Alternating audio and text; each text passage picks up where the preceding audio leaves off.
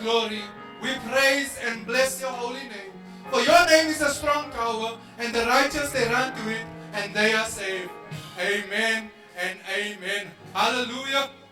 I say hallelujah. Hallelujah. Amen. Amen. Thank you, worship team, for the beautiful angelic voices. Amen. Hallelujah. If you have your Bibles this morning, we're going to turn to the book of Matthew, the Gospel according to Matthew, chapter 24, verse 37 to 39. Amen. And while you're turning there in your Bibles or on your Bible apps, I want to thank the Lord for my salvation. I want to thank the Lord for taking me out of the miry clay and placing my feet upon a solid rock. And I don't just take this lightly because it's not just a cliche. If you know where the Lord took me out, the muck, the mud that He took me out of, this is when He called my name. I did not call upon His name. He called upon my name. He took me out of the muck and He placed my feet upon a solid rock. Amen. That you'll understand why I'm so filled with joy. Amen. Because I was not supposed to be here. If it was my plans, I would not have been here. But because He knows the plans He has for me. Amen. He knows the plans He has for me. And those are plans to prosper me and not to harm me. Amen. I just want to give Him all the honor and all the glory. And I want to thank our founders for this amazing, wonderful ministry of Victory Outreach's international movement. Amen. We saw the international video was highlighting our world conference. And let's start saving. Let's make a way. Let's make a plan so that we can get to our world conference. Amen. And rub shoulders with our founders, man. Amen. So exciting. Hallelujah. Amen. And I just want to thank the team for affording me this opportunity to minister the word here this morning. Amen. Hallelujah. I do not take that lightly, stepping out and ministering the word of God, making myself a vessel. Amen. That God can use. Hallelujah. So if you're there this morning, Matthew 24, verse 37 to 39. I'm reading from the New International Version. Amen. And what an awesome, amazing time we had with our third wave con. Amen. Waking up early hours of the morning. Some of us were so excited. The first day, one of the brothers started phoning me from 3:30 in the morning to get me to say, what time are we tuning in? What time are we connecting? Amen. So we had our base watch parties. We had in Gauteng a base watch party, and in Cape Town, and in like the morning sessions we watched like from the comfort of our homes, and like from 3:30 in the morning. It only starts at 5 in the morning, but I started receiving calls already from 3:30, and then I said, hey, I'm still sleeping. He said, are you still sleeping? I said, yes. He said, aren't you praying? Aren't you getting ready? But that's just excitement on the opening day, and you just see how the Holy Spirit just was poured out this week. The unction of the Holy Spirit upon each and every one of us. Amen. That you can hear that we're ready to swing our swords. We're ready to cross the lines. We're ready to take upon that mantle. Amen. And that is the call of Victory Outreach, is to reach the hurting people of the world, giving them a message of hope and of Jesus Christ. Amen. But this morning, I am sharing from the Gospel according to Matthew chapter 24, verse 37 to 39. As it was in the days of Noah, so it will be at the coming of the Son of Man. For in the days before the flood, people were eating and drinking, marrying and giving in marriage, up to the day Noah entered the ark. And they knew nothing about what happened until the flood came and took them all away. This is how it will be at the coming of the Son of Man. Almighty God, Heavenly Father, Lord God, we give you all the honor and all the glory, my Lord. I pray, Father God, thank you for your word this morning, Father God. For your words are light on our path and a lamp beneath our feet, my Lord. I pray, Father God, that you push me aside, my Lord. Place the coals on my lips and you come and minister unto our hearts. I pray this in Jesus' name. Amen and amen. Hallelujah. You may be seated, family. Amen. So this portion of scripture is taken out when Jesus was telling his disciples about the future. In fact, he was there telling them about Jerusalem and how Jerusalem is going to be torn down, that there won't be a stone left. Amen. And you see here, he was telling it to the people in the streets of Jerusalem and stuff. And when they left, the disciples asked him, like, Jesus, when is this going to be? When is this going to take place? But he said that neither does he know or man knows, but it's only God who knows. Amen. But he made reference to it's going to be the same as it was in the days of Noah. So you see, when Noah was building the ark, the people were laughing at him. When Noah was building the ark, they thought he's crazy. They were saying all kind of things to Noah, thinking that this guy's lost it.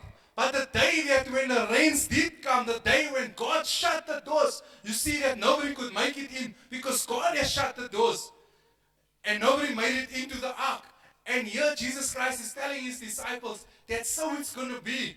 Amen. But while he was telling him it's going to be like the days of Noah, if you read in earlier passages, he was giving him signs. He said that there's going to be prophets that's going to come and say that they are the Christ. They're going to be false prophets. There's little things that's going to take place. There's going to be wars. There's going to be kingdoms rising up against kingdoms.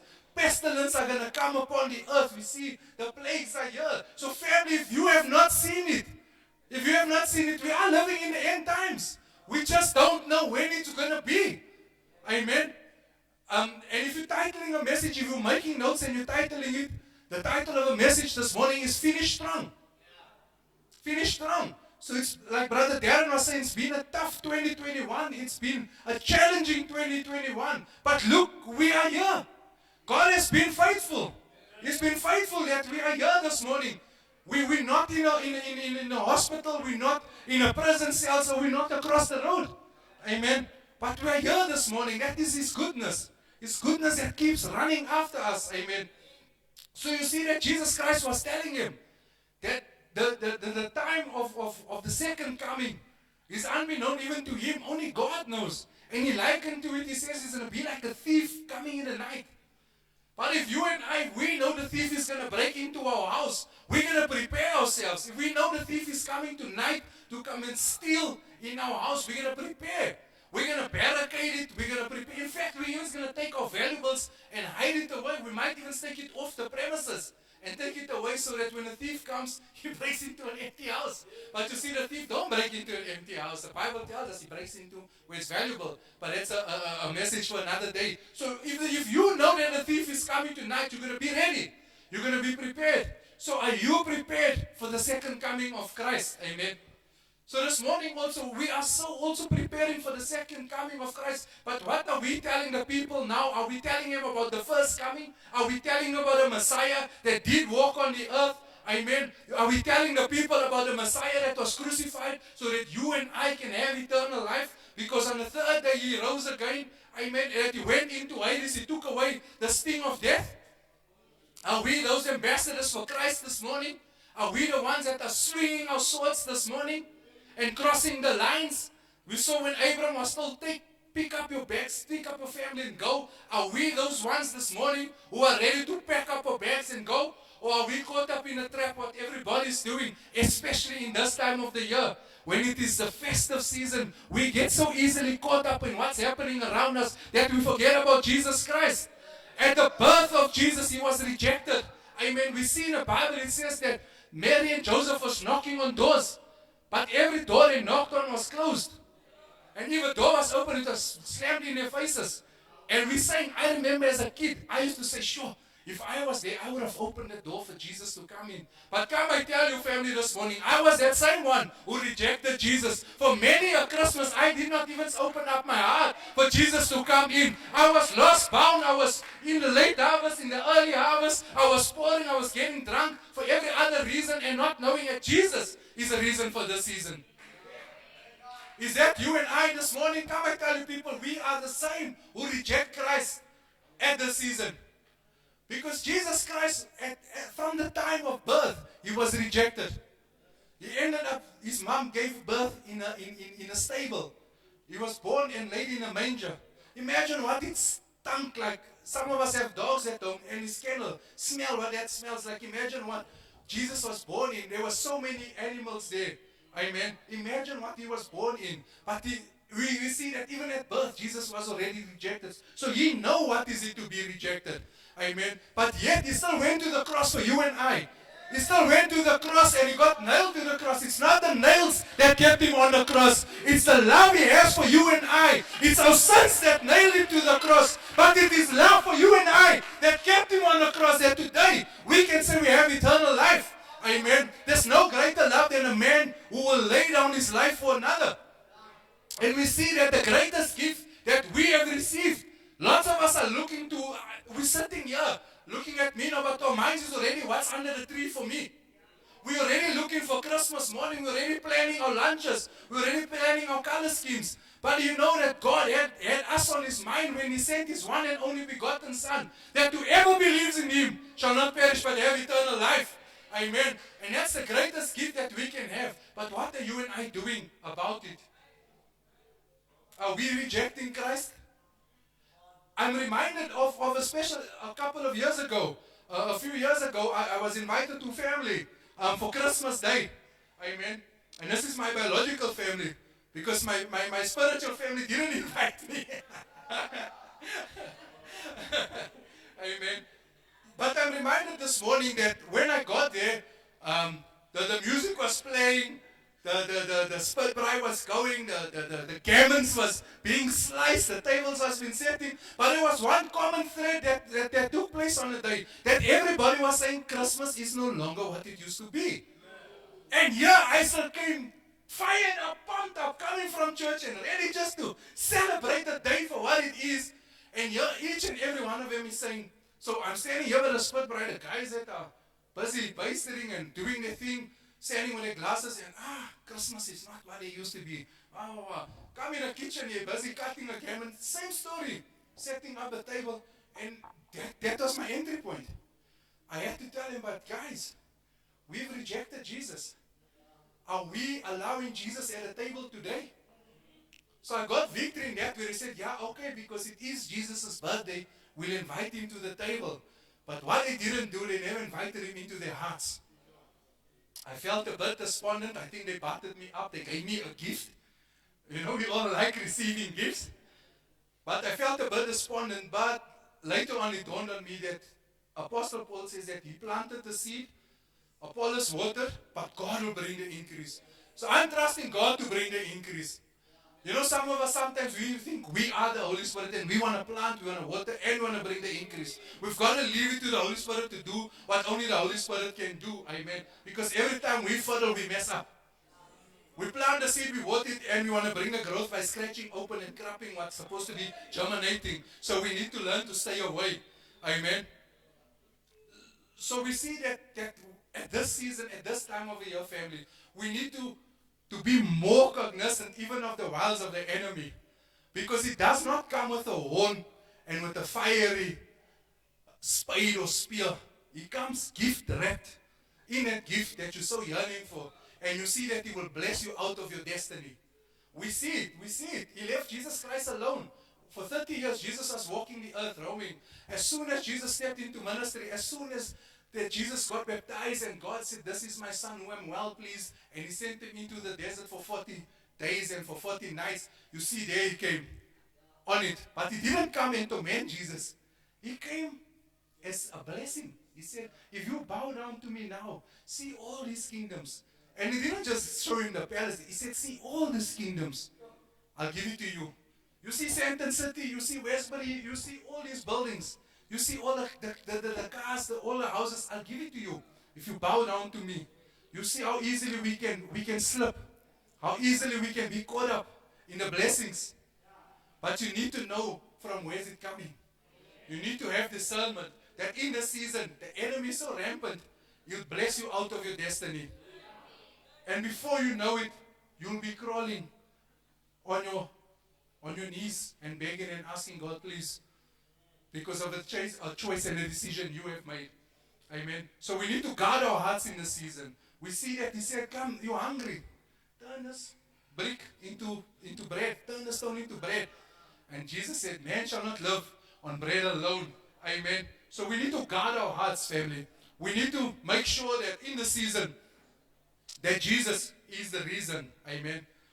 We cannot run around this time of year looking to where we're going to get money for outfits. Some of us are taking loans. Some of us are going to the loan shop to impress who? Want jy so gammon op jou tafel en jy wil 'n rooi rok dra that you can't even afford. But you want to show and shine. Why don't you show and shine in the Lord? Amen. Let your light shine. Hallelujah. That's is the time when we need to keep our eye on the main prize, which is Christ Jesus.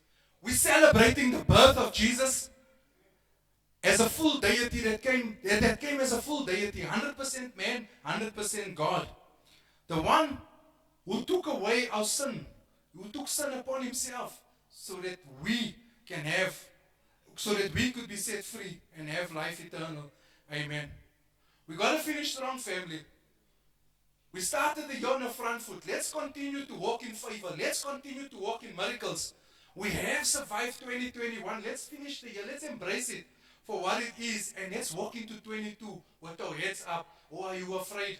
Or are you scared? Because you don't know what 2022 holds. But come I tell you this morning that God's got you. That 2022 is for you. That 2022 is for you. Amen. Remember with Jesus in a boat, we can face any storm. And the storms are not there to bring us down. The storms are there to uplift us. The storms are there to grow our faith. Amen. You see when the disciples was in a boat with Jesus, they started becoming fearful. They started screaming. And they woke him up. And he scolded them. Why have you become so fearful? Let us not become fearful. Let us know who we are in Christ. Amen. I have 3 points that I want to share on how we should guard ourselves. I'm looking to the traits of a chameleon and how we should refrain from that. And if I come a bit out offensive this morning, just know I'm not being offensive. Just know where it's coming from. Amen. I know some people say they must not throw stones from the pulpit. But I'm not throwing stones from the pulpit. But if 'n stone hit you raak, as dit jou stref, dan weet jy dit is vir jou. If it seems that I'm attacking you, just know that it is for you. Amen. But this morning, just remember, I'm not on an attack here. Just know where is it coming from. Amen. I pray for a discerning spirit to come upon you and don't look at it as an attack. Amen. So my first point this morning, as we look to the chameleon, but like I said, we look to the chameleon, but we remember it that we are not chameleons. For we are created in His own image, amen. We are created wonderfully and beautifully amazing, amen, in His image. So just remember that we are not chameleons, but I want to zone in on the chameleons. And the first point here, it's to be outstanding, amen. We are created to stand out. Though we're in this world, we're not from this world, amen. So Romans 12 verse 2 says, do not be conformed to the pattern of this world, but be transformed by the renewing of your mind. That when you are able to test and approve what's God's will is good, pleasing, and perfect will. Amen. So we're going to live our lives and know that God's will is the perfect will. Some of us are living in God's permissible will. Some of us are living also ran lives as well. Some of us are living in God allowed will, not God ordained. If you're living in a life that is God's perfect will, if you're living in a life that is God ordained, I'm telling you, my brother, I'm telling you, my sister, you're going to live a life of perfection. Amen. And the weapons will be formed, but they will not prosper. Amen. But if we're living in God's permissible will, if we're living in God's allowed will, because sometimes we want to tell God the plans He has for us. And we see that we'll end up in a belly of a large fish because we want to tell God what His plans is for us. Amen. But if we allow God to be who God is and He says He is in our lives, we'll see we live a life of perfection. And then the weapons that are formed won't prosper. But you see, sometimes the weapons are prospering is because we want to live the life and tell God about the permissible will. God, if you do this for me, I'll do that. And God, if you do this, if you allow this to happen in my life, I'll do that. That's living in His permissible will and living a life that's allowed, that God allows. Amen. Until they say like a child that burns their fingers, then we listen. Amen. But you see, the chameleon has this uncanny ability to fit into its surrounding. They can change their color and adapt to the surrounding. We should not be that. You see, we are not created to fit in. We're created to stand out.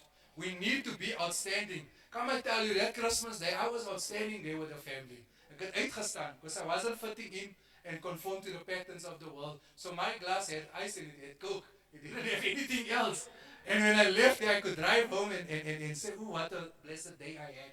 not finding out where I'm waking up the next day, because that used to be, I never knew where I would wake up the next day. That is where the lifestyle that I come from, but the peace that surpasses all understanding came upon, that is upon me. I know where I'm going to bed and I know where I'm waking up. I mean, that's amazing. So contrary to belief, when a chameleon changes its color, the animal usually isn't trying to camouflage itself by blending into the environment. So a lot of people think a chameleon is to camouflage and hide away. But that's not a belief. It's more often this remarkable ability is used as a way of controlling its body temperature. By lightening their skin, chameleons can cool themselves down, since lighter colors are better at reflecting the sun rays. On the other hand, adopting a dark complexion is a good way to warm up when it gets chilly outside. We cannot be moved by the temperature that surrounds us. We've got to be thermostats. Amen. We've got to change the temperature in a room when we walk in.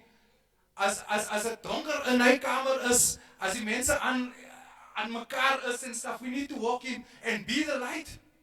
Be the light in that darkness. The Bible says, blessed are the peacemakers, for they will be called sons of children of God. Amen. And you see, even if it's too hot in that room, we need to walk in there. Where people are trying to pull each other apart, we need to walk in there and continue to bring down that temperature. Want as die blok warm word, ons moet dit kan afkoel. As die blok benoud raak, ons moet dit kan afkoel. Amen. We mustn't just get in there and say, oh yes, yeah, and come provoke and throw petrol on a fire.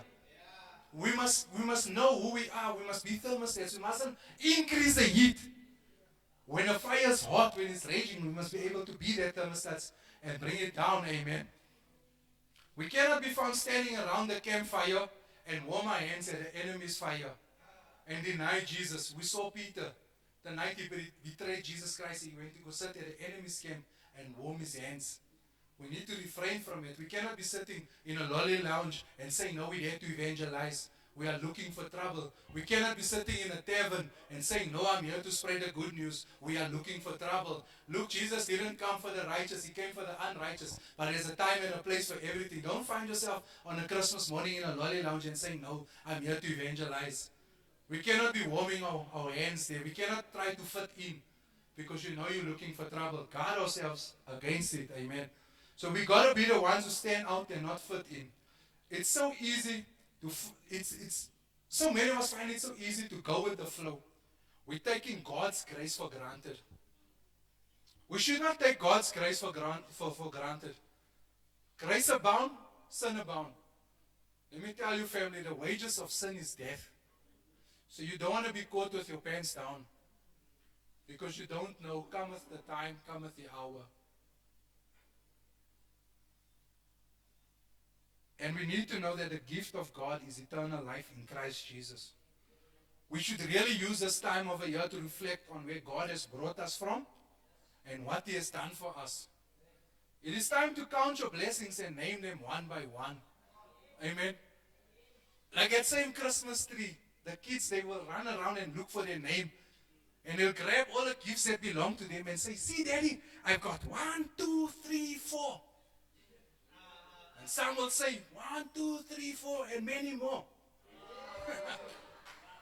But that is how we should be this morning. We should count our blessings. How many of us woke up this morning and just gave thanks to the Lord for another day?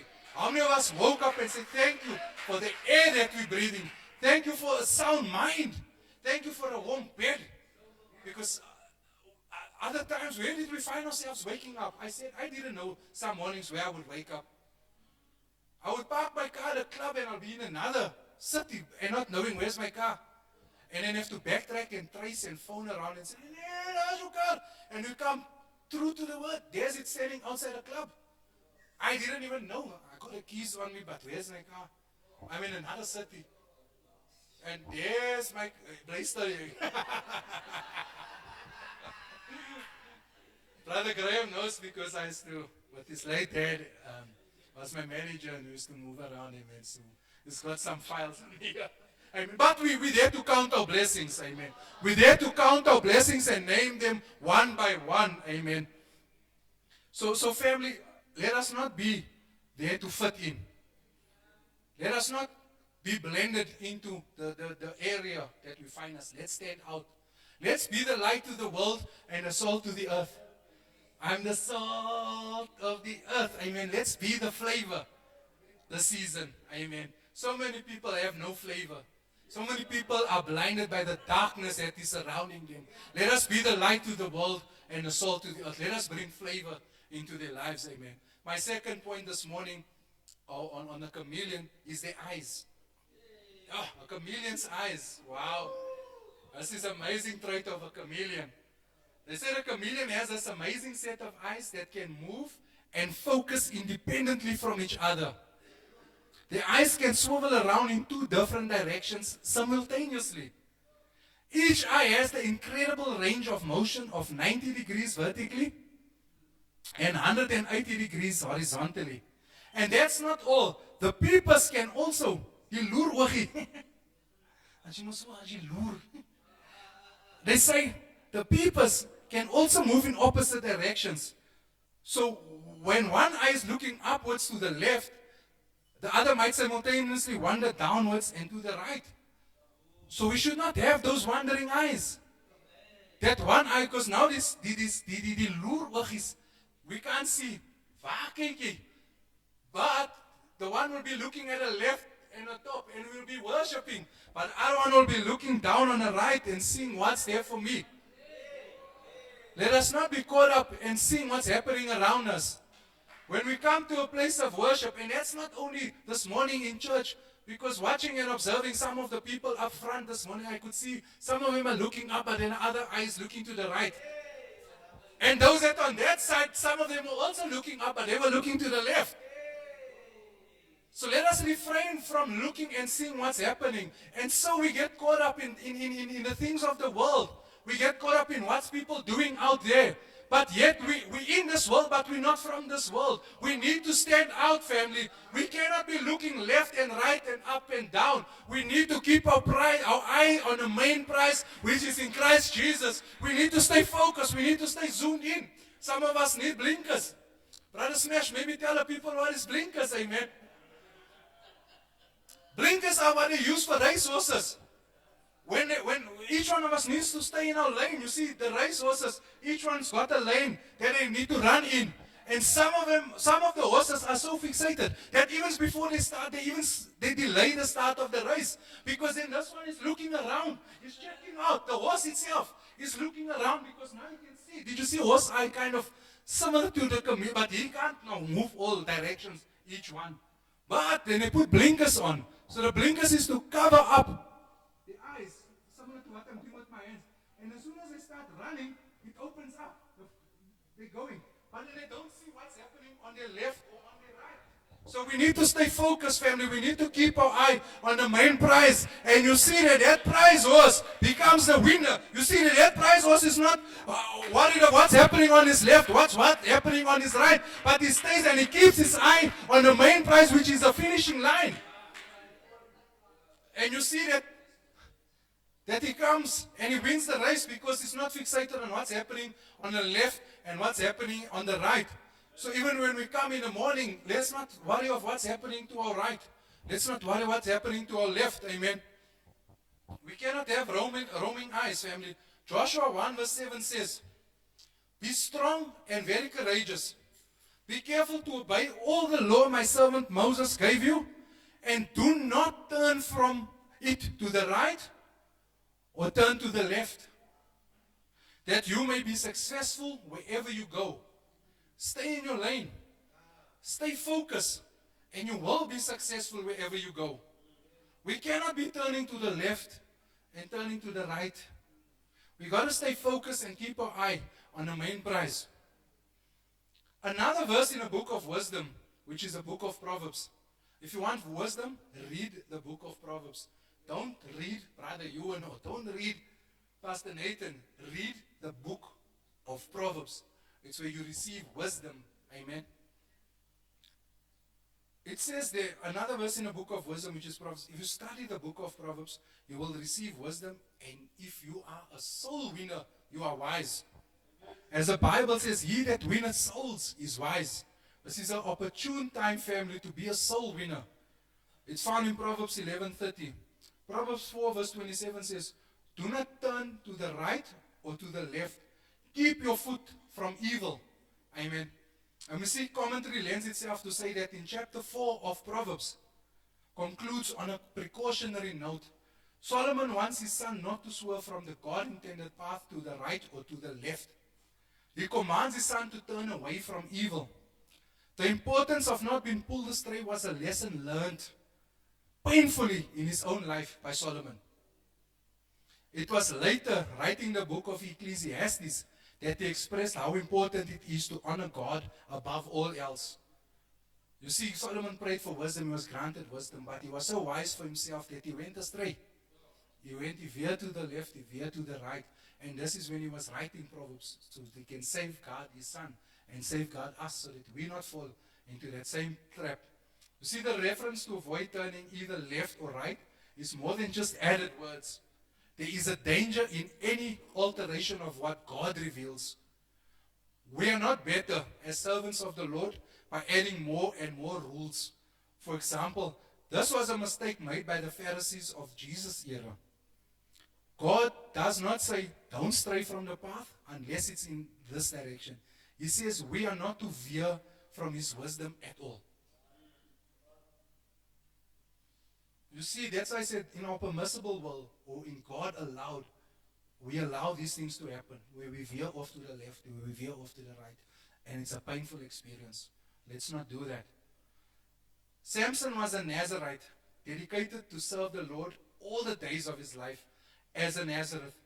He was not supposed to shave or cut his hair, drink wine or strong drink, or eat anything unclean. That's in Judges 13, verses 5 to 7. But in adulthood, Samson strayed from his Nazarite relationship with the Lord. He married heathen women. One of them was Delilah, who cut off his hair while he slept in her lap. Judges 16, verse 19. As a result, Samson fell prey to the Philistines, who blinded him, bound him, forced him to grind at the prison's mill, and made sport of him. Hulle het gelag, hulle het hom gemok, hulle het hom vir 'n wang gevat. Let it not be you and me. You see, Samson was supposed to have many much more chapters in the Bible, more than Isaiah or more than his major prophets. But we read about Samson a few pages because he veered to the left, he veered to the right. Let us not have that wandering eye that's taking us astray. Let us not focus on what's happening in our neighbor's yard, but let us see, because if we water our grass, it will be greener. Amen. Stop looking at your neighbor and say the grass is greener on the other side. Because if you water your grass, it's going to be greener. Take care of where you dwell. Amen. And then my final point as I bring it in for landing this morning is my third point. It's the tongue. Amen.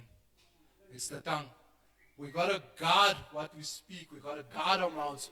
We got to pray that God put the guard on our lips, on our mouths. Amen. Chameleons don't move around fast. So it's nie nodig om vinnig rond te loop en klomp stories gaan loop en vertel. You see, the chameleon goes around. It doesn't move very fast. If you actually see a chameleon, if you watched him, hy loop stadig. And some of us are like that. We're not in a hurry to tell a lot of people, but we're in a hurry just to tell somebody.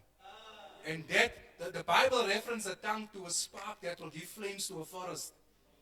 So you only need to spark that to give flames to a forest, and you see how it will come burning down. Amen. So chameleons don't move very fast. So they depend upon its long, sticky tongue to catch prey. When a chameleon spots an insect, it quickly snaps out its tongue. When its tongue hits that insect, it creates a suction that allows the chameleon to pull the insect back into its mouth.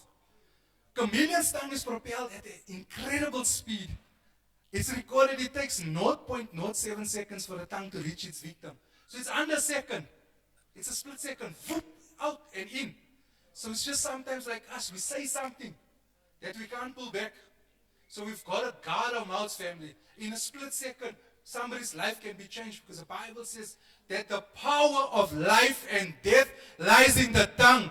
Be careful what are you using your tongue for, because in a split second, you could rearrange somebody's life. You don't even know the person, maar jy ken die persoon.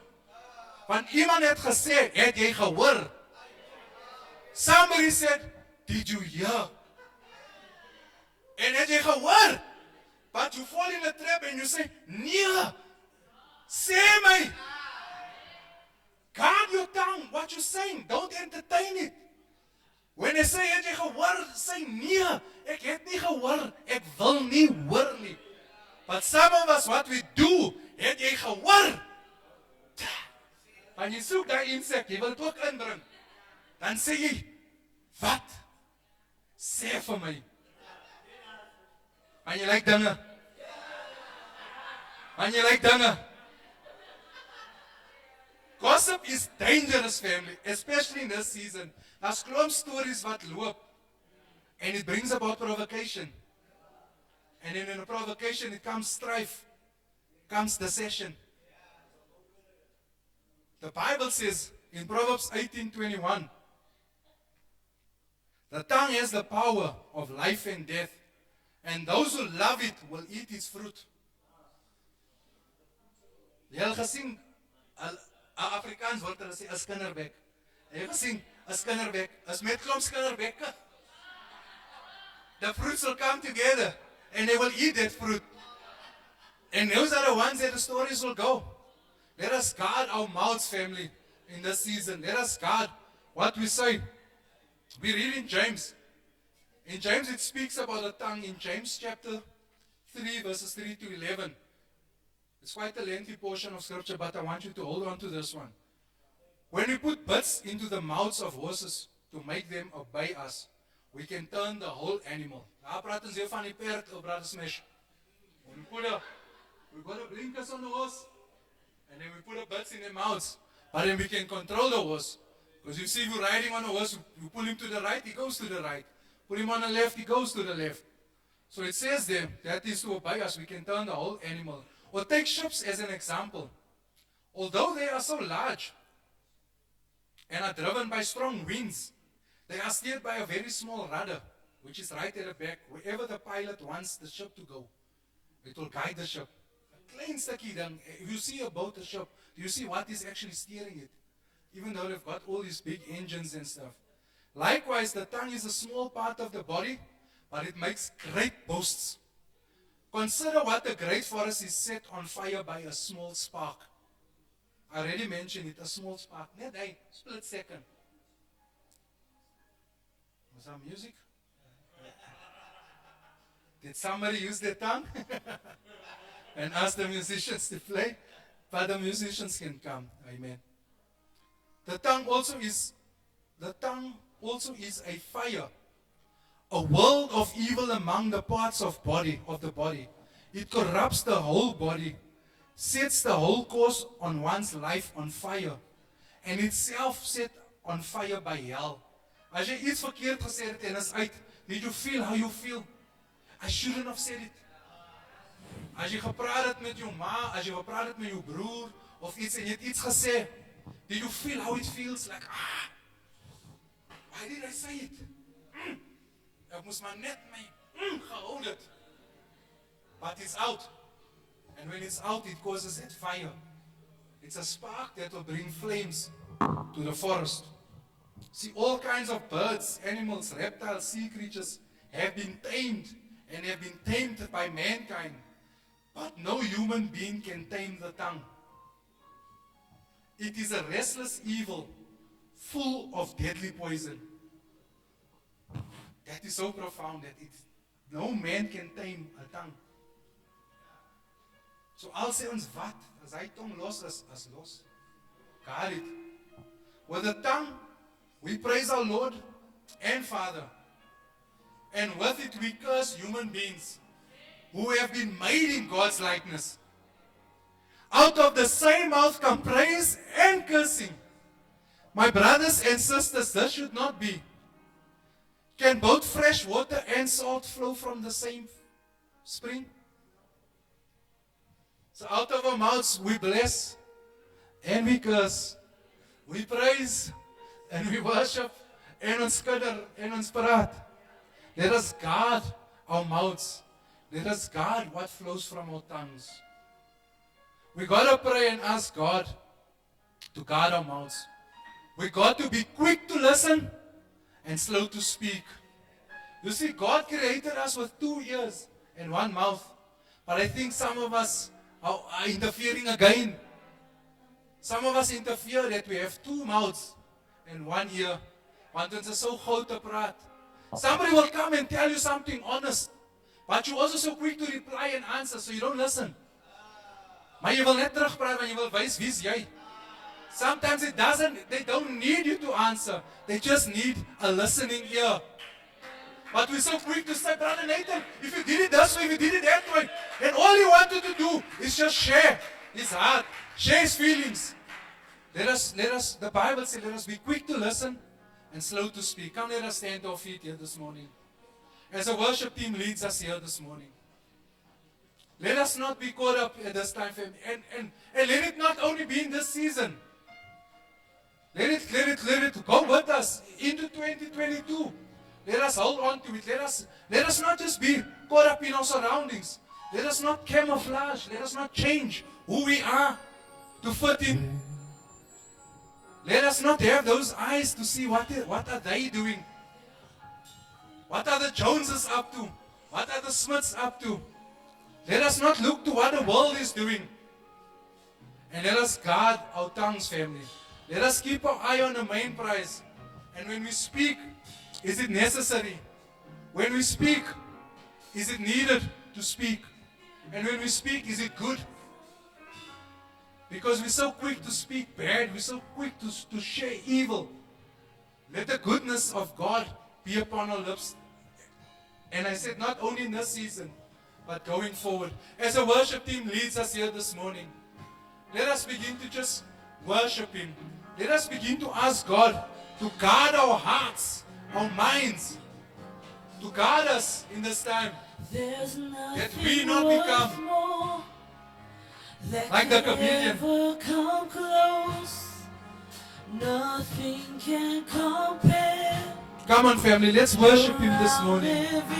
Let us pray for the Holy Spirit to come upon us, to mold us, to shape us, to know that who we are in Christ.